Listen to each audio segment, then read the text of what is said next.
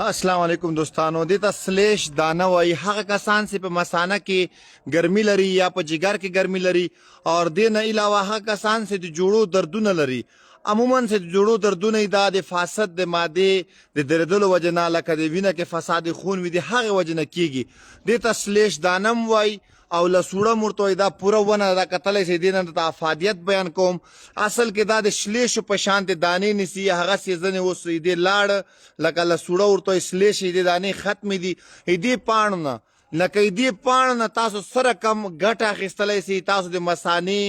او د جګر د ګرمي لپاره عموما سورونه سي جریان کتري لري معمولی خبره باندې کتري جریان پیدا کیږي ورته او یا ها کسان چې ضعیف العمر کسان وي یورو ایسډ باندې اخته وي او یا د مثانې صفایي لپاره لکه دې ته لسوړم وای او شلیش دانم وای دا بوټی یو ښه په واضح وګورئ دا داسې ګرد ګول دانې کې د تشلې په شانتې هغسې ماته کې مخ کې منځ کې زڼې او د شلیشو په شانتې یعنې کې دا داسې معمولي مواد را پرېږدي هغه دانم خوړلی سي خو زه نن د دې تازه پاڼې درته ښیم دا کتلی سئ دا تازه پاڼې به یې راواخلئ دا وګورئ دا سرونه به یې رامات کړي دا تازه پاڼې ستاسو راماتې کړلې تقریبا داسې ووایاست دا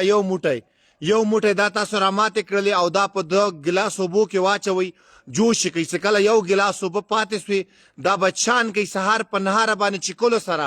هغه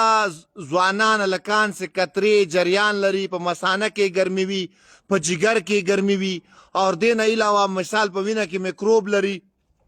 یا داسې ورونه چې هغه د میکروب وجه نه پریشان وي تبه غوندې عموما په جسم کې د دې لپاره دی یعنې کې دا ډېر مفید ګټور ده او چې د چا مثال جوړونو دردونه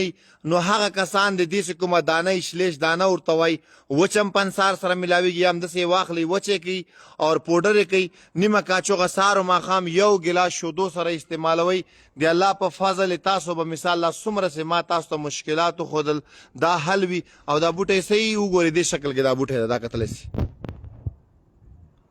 نو دوستانو خو وخت لري لوله تم سپارم سلام